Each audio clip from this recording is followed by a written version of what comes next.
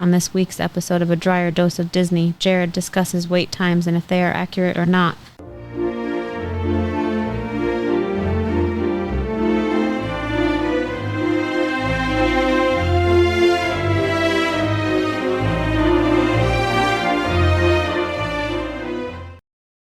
Welcome to another episode of A Dryer Dose of Disney. I'm your host, Jared Dryer, and this week we've got a topic that pretty much everyone has an opinion on, and that is wait times and whether or not they're accurate. So we're going to have a fun time today talking about how the parks utilize their wait time system, whether or not they're accurate. Are there any tips and tricks to how to either avoid long wait times or how to better interpret wait times?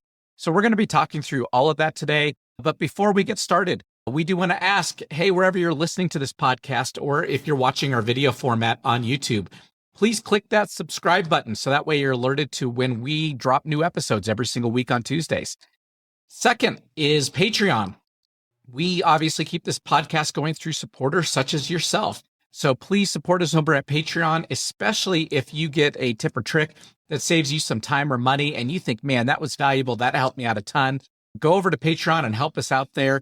With our Patreon, we actually have 3 different levels. All 3 levels actually do get access to our Butterbeer and our How to Go to Disney for Free episodes. So that's early access on those, as well as any others that we may release in the future. But in addition to those, if you go to our other 2 levels, one of them is a contributor level where you're able to either ask questions or throw things out there that we will include on our next podcast episodes as we record those. And then our top level is somebody who's going to actually participate in our podcast. And what we mean by that is our intent is to host once a quarter or a couple times a year an episode where we actually bring on supporters through Patreon and we talk about what are their favorite things at the park, as well as what are their tips or tricks, or they can ask us some questions live. So great way to not only get your questions answered, especially specific ones, but for you to help keep this podcast going if you find value in it. We also, you can see behind me the tumbler back there, we have our I Can Do This All Day merchandise out there that is available on our Etsy shop at A Dryer Dose of Disney. You can link there either by going to Etsy and searching A Dryer Dose of Disney, or you can go to our Facebook page and we have links there, or wherever you're listening or watching this podcast, we have links in the description below. So please go check that out and start wearing that stuff around the parks. You're going to get a lot of cool comments. We do all the time, every time that we wear it. So lots of good merchandise out there, including not just cups and mugs and shirts and stuff, but we also have bags, backpacks, things that you can carry around the parks with you. So normally I like to share stories in all of our podcasts to relate to the topic. And this week we have way too many stories to share. I could share with you literally hundreds of times that either a wait time was too long or much shorter than what was advertised, which is what we're going to talk about today. But probably the one that stood out in my memory the most was during COVID. This was the fall of 2020. We went to Disneyland and they obviously were not doing the fast passes or Lightning Lane. In fact, they hadn't even rolled out Lightning Lane yet. And they were trying to get everything converted and started up for that. So every single park goer fell into the general queue, which actually I prefer. If you listen to our episode on Genie Plus, I talk about the fact that I prefer not having Lightning Lanes or not having a Genie Plus system. And the reason is I think that's more fair. I think the queues move much quicker and it's a much better place to be. Now, the problem is you have way too many people in the park. And what happens is if you don't have a Lightning Lane reservation or a Fast Pass reservation, then you feel like you are obligated to wait in a queue in order to ride the next ride that you want to ride. Versus maybe your next queue is going to be in 15 minutes with a Lightning Lane.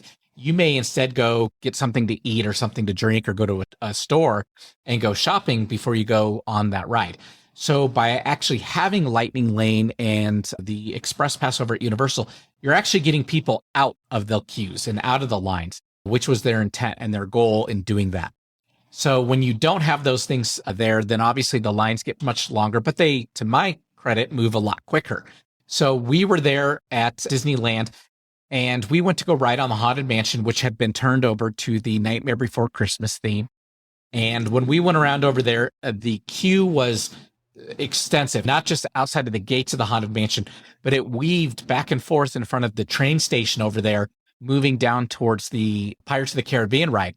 And if you're familiar with that, obviously when Pirates of the Caribbean, the queue gets too long. They extend that out and they'll go up and over the bridge and back and forth a couple times. So these queues were getting close to merging with one another because both rides were extremely backed up. Lots of people in the queuing at that point in time. But it was because there was no fast pass. There was no lightning lane available. So every single person had to wait in that line. Because of that, they had cast members out there holding signs up saying the line starts here. And they had a timer on it. And on the top, when we walked over to the Haunted Mansion, they said it was a 90-minute wait. And I thought to myself, there's no way I'm waiting 90 minutes for the Haunted Mansion. But you could see how quickly the queue was moving, that people were just literally walking through this queue. And I told my wife, I said, there's no way it's going to be 90 minutes. Look at how quickly everyone's moving. And without any fast pass or lightning lane, they're taking everyone into these elevators. And I think they take about 40 or 50 people per elevator. And they have 2 of them. So they're just loading this thing as quick as they can. So I told her, I think the wait time's going to be a lot shorter than what they're advertising. So sure enough, we got in line. We almost did not stop walking the entire time we were in line. There was a couple times when we got inside the gates that it stopped for a second or two, but we got all the way into the elevators within about 15 minutes. So a 90-minute advertised wait time was not accurate. In fact, not only inaccurate, it was grossly inaccurate. However, they were doing that because when you see an advertised wait time of 90 minutes, you're probably not going to get in line. Like we were thinking it wasn't worth our time. So we watched the queue for just a moment and then realized that it was probably going to be a little bit quicker. So there is definitely a psychological element of utilizing longer wait times to keep people from getting in line. So we're going to talk about that more here in just a second. But the wait times, are they accurate or are they not? Let's talk about how they first get the wait times. So if you go back in time, even a couple years, you probably remember, if you've been to the parks more than a couple times, that they would give out these little red plastic cards that would be on a lanyard, and they would give them to you when you were entering the queue. And they'd say, please hold on to this until a cast member asks for it at the end of the queue. So you'd hold it all the way through the queue. And when you got up to the front and you were getting on the ride, the cast member would take it and they'd go scan it. And that told everybody how long you actually waited in line, and then they would update their signage accordingly. As you can imagine, that is, in hindsight, that is a lag result, not a lead indicator. So when you're thinking about, do I want to report the time? If you're reporting a 90-minute wait, you're reporting that at the end of the 90-minute wait. And now people behind that could be waiting much longer or much less, if the line in the queue got shorter. So that was not the most efficient way to do it, but that's how they always did it. So that's across the board. They were doing that at Universal. They were doing that at Disney, at every single park. And I remember dozens of times being asked to carry that lanyard with that red plastic card up to the front. Now, they no longer do that. In fact, on our last trip out there, my wife was asking, hey, when's the last time you saw them do that? And I had to really scratch my head there to think about how long ago it had been since I saw one of those. And I told her it's at least been a couple years. And the reason is they now are utilizing the My Disney experience on the app on the phone. When you go in there and you set up that app, you do enable location services, and that actually helps with your placement in the park. And then that way you can find out where you're at and what the wait times are around you. But it also gives them the ability to see who's in their park, how many people are in the park and in the different queues, and then how long it's taking you to get through those queues. So they're actually able to utilize this. And in fact, if you've been to the park recently and you use the My Disney Experience app, whether at Disneyland or Disney World, you'll notice that after you ride a ride that has a photo pass on it, so it took your picture during the ride, you may not stop to get that. But if you look at your photos later in the day, your photo is in there. And the reason is they are good enough now. They have identified when you're going in and out of the queues, and they can pair it up real close to know exactly when you were on that ride. And they know, hey, here's when the phone went through by the cameras and all that. And they will automatically upload those pictures to your phone. Cool technology, obviously a little bit Big Brother. I'm totally okay with it. I'm an early adopter of technology. I love all that kind of stuff. But it definitely gives them the opportunity to know how long you're waiting in the queues and how long the queues are getting, because they can count how many people are out there. And then they can adjust the times from either some kind of central control or somewhere else. Now, with that, though, they're getting a ton of data. So with that data, the wait times, the queue times are actually getting more and more accurate as we move forward in time. But they're not perfect. And there are some techniques that you can deploy to shorten your waits and to make your day a little bit more pleasant at the park. So a couple things to consider, though, when you're thinking about that. First and foremost, rides at Disney, because it is different at Universal, but rides at Disney that have Lightning Lane are subject to be wrong more frequently than those that don't. And the reason is Disney gives reservations for Lightning Lane and in time periods for people to come back. And if they don't follow that, or they get a window, if they all come at the very beginning of their window, or they all come at the very end of their window, you can see how very quickly the crowd could stack up and almost multiply on top of itself because of the Lightning Lane users and how they didn't spread themselves out throughout that hour. Now, of course, they don't know that, and we don't know that, and the ride operators don't know that, and the cast members don't know that. It's completely random. It's a fluke when that happens.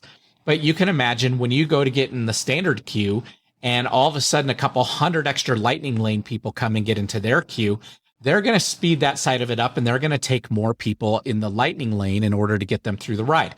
So because of that, the highest ratio, because we have confirmed this, the highest ratio they will take at any of the rides is 10-1, meaning they will take 10 Lightning Lane pass holders to one traditional person in the queue. So you can imagine they could put 100 Lightning Lane people through and only 10 people in the traditional queue. And if the Lightning Lane keeps filling up that line, the traditional queue is never going to move. It'll take forever. And in fact, this last summer, my worst experience when it was way over was at the Kilimanjaro safaris at Animal Kingdom. The wait time was advertised at 60 minutes. It was the only ride we hadn't done. And we decided, okay, we can wait 60 minutes. We want to go do this. We were there with some friends. And when we got into the line, we obviously started our timer. We knew what time we got in. And we did not get on the ride until 90 minutes. So it took us an hour and a half to get onto the ride. And when we got up to the front, I asked the cast member there, hey, this is taking a lot longer than what you guys advertised out front. And they said, we know, we were told to go to 10-1 on our Lightning Lane queue. And I said, even then at 10-1, you should probably back that down to probably 4-1 or 5-1 just for the next 10 or 15 minutes to get people through the standard queue, because we're waiting much longer than what you guys had advertised. And at that point in time, they changed it to a 120-minute wait time. So we were better than the 120, but obviously worse than the 60 when we got into the queue. They, of course, do the best that they can to adjust it, but it was because so many people were coming through with the Lightning Lane.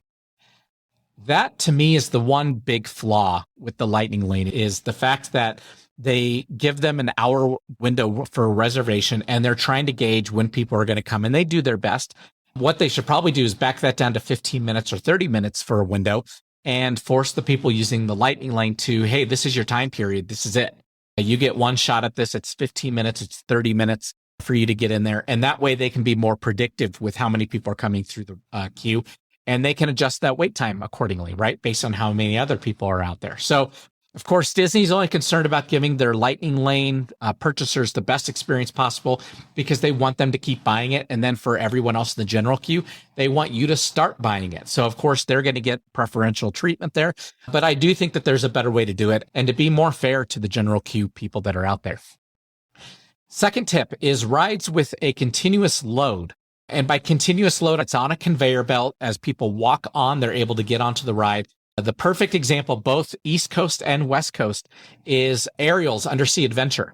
So at Magic Kingdom out in Orlando, and then at California Adventure out in Anaheim, they have the Ariel Little Mermaid ride. Both of them are identical to one another, and the ride format is a continuous load, which means you are walking along the conveyor belt as you get in and out of the cars. Same thing works for the Haunted Mansion. Now, the one difference on the Haunted Mansion is they have to take you in the elevator or in the pre-show room to get you to that place in line. Because of that, that could throw it off just a little bit. But for the most part, that's also continuous load ride. Continuous load rides are more easily to predict how long it's going to take because they continuously move. They know exactly how many cars are going to go through by hour. Now, if you take another ride out there, so anything like Toy Story Midway Mania, which is at both coasts, or the Tower of Terror out in Orlando, which is Mission Breakout out at California Adventure in Anaheim. Those rides, they have to load each car, right? So if it takes people a little bit longer to get off and on, or if there's something that breaks down or malfunctions, which actually I have been on the Tower of Terror when the elevator piece of it malfunctioned and we got stuck. So that was a very unique experience. But yeah, rides like that are going to take a little bit longer to load and unload. And those ones are a little bit more unpredictable. So those ones are going to be a little bit less accurate when it comes to wait time. Okay. Over at Universal, let's hop over. This is the big difference is over there, they obviously have Express Pass, but you are not required to make reservations for the ride. And because you're not required to make those reservations, it is a complete crapshoot when anyone's going to go get in line. So whether you're doing the Incredible Hulk ride or you're doing Escape from Gringotts, you never know how many people are going to be in that queue or how many people are going to be going towards that queue at that point in time during the day. So because of that, those times can be highly unpredictable. They can swing very quickly in either direction. Okay. So that's why I say at Universal, single rider is your best bet. There are a ton of single rider queues at Universal. And that is going to be the best way to reduce your wait time in any of the queues out there is to use single rider. So one of the big differences there. But both parks use wait times as a psychological tool. So case in point, we've talked about how the Haunted Mansion did it, and they said it was a 90-minute wait there. Over at Universal, we went there over the 4th of July weekend, and the ride that we wanted to rope drop was Hagrid's Motorbike. And when we were at Islands of Adventure and went to go get on Hagrid's motorbike, the people holding up signs for the queue said the wait time is going to be 240 minutes. And the queue was all the way over in the Lost Continent over by the Mythos restaurant. And so if you're familiar with that's a very long queue. There's no question that queue is astronomically long.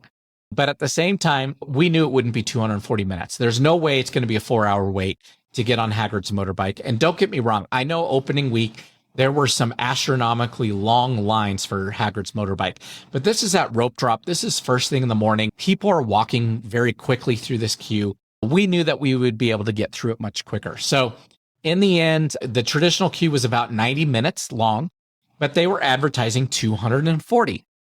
Okay. The reason they do this is they don't have the queue space for people to wait 240 minutes unless they're weaving them all the way through the park. So psychologically, they're going to tell you it's as long as possible to get people to say, this isn't worth it. I don't want to wait for that. The only people that are going to wait in a line that says 240 minutes are people that know, A, that it's not 240, or B, people that that's the one thing that they want to do that day, and they're willing to give up 4 hours of their day to go do it. So it's a psychological aspect. Now, another one that we see this happen quite a bit on is over at Epcot at the Frozen ride out in the Norway country. That queue, when you go in there, is not very long. There's not a lot of room in there. And because of that, they will continually bump that wait time up to 60, 90 minutes just because there's no room in that queue for more people. So again, psychologically, they're telling you, go somewhere else, go do something else. And then when it goes down, we will drop the wait time. And then that's a good time to go back in there. We went on that again at the 4th of July holiday, and the queue told us that it was a 60-minute wait, and we got in and we were on in 15 minutes. And it's just because inside of that room, there's just not a lot of queue space. So if the queue's never outside the door, know that your wait time's probably not going to be much longer than about 45. That's the longest we've ever waited. And the queue was right up to the door. So we got in line right then, and there were tons of Lightning Lane people coming in, and it took us 45 minutes. So if it's not outside the door, chances are you're not going to be longer than 45 minutes over there. But again, psychologically, they're going to tell you it's 90 to keep people from getting into that queue. What we found are the ones with the shorter queue, like I was just saying with Frozen, are the ones that are always by far the most exaggerated wait times. So Frozen's a good example. When you look across the rest of Epcot, you've got other queues that like Three Caballeros over in Mexico. That can only hold probably 50 people in that entire queue. So anytime you see that wait time bump up, it's usually going to be the queue has gone into the main pavilion there inside of Mexico, inside of the Mayan ruin there. And they're trying to keep everybody out of that line. They don't want people to go there. So they're going to bump it up. Likewise, Small World over in Fantasyland, Peter Pan in Fantasyland, Adventures of Winnie the Pooh over in Fantasyland at Orlando. Those queues are not very long. Now in Anaheim, the Winnie the Pooh queue is a little bit longer, as are the other Fantasyland queues where they zigzag back and forth. And those ones are all slower load rides. Those are not on a conveyor belt. They click through, they do them one car at a time. Those ones do take a little bit longer. So in Anaheim, they're a little more accurate. In Orlando, they can be a little bit exaggerated. When you're out in Anaheim, though, think about Fantasyland. The queues there, obviously, they're longer than Orlando, but they're not very long compared to Indiana Jones, which probably has one of the longest queues I've ever been in. You can take just as long walking through the queue as what the wait time could potentially be. And they obviously built that ride in such a way that they knew there'd be a lot of demand. And the queue is extensively long inside the temple. Outside of the temple, it zigzags a whole bunch if they get all the queue space opened up. But that's one that they know they can hold a ton of people in. So that one, Indiana Jones, is going to be more accurate than some of the others because they know they have the space. They're not worried about playing the psychological game with you. Okay. So big difference there is, do they have the queue space? So anytime you're thinking about, is this wait time accurate or not? One thing I want you to think about and ask yourself is, how long is the queue for that ride? If that queue is long, chances are it's pretty accurate. If it's not long, chances are it's not accurate. They're trying to keep people out of that queue. So some tips and tricks that we have when dealing with wait times at the parks. Okay. Number one, of course, out of the gate, and we say this on all the episodes, use single rider. If your kids are over the age of 10 and you can use single rider, go to there. You're going to be a lot quicker than any of the wait times that are posted out there for the most part, with the exception of two-seated roller coasters like the Rock and Roller Coaster or Expedition Everest. Though Expedition Everest, the single rider queue is hidden. That definitely helps over there. But use single rider whenever you can. When you're looking at the My Disney Experience app or you're looking at the Universal app, if you see an area of the park has a lower wait time, which this happens quite a bit over at Hollywood Studios, at Epcot, and at Animal Kingdom. Okay. Occasionally you'll see it happen at Magic Kingdom, though not as often because the park's larger and there are more people allowed in that park.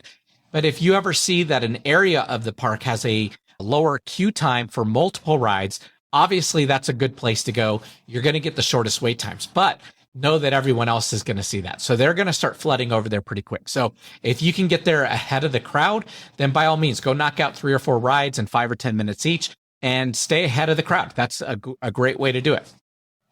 But everyone's going to go over there. So our I can do this all day tip of the day today is to remember that queue wait times are like gas prices.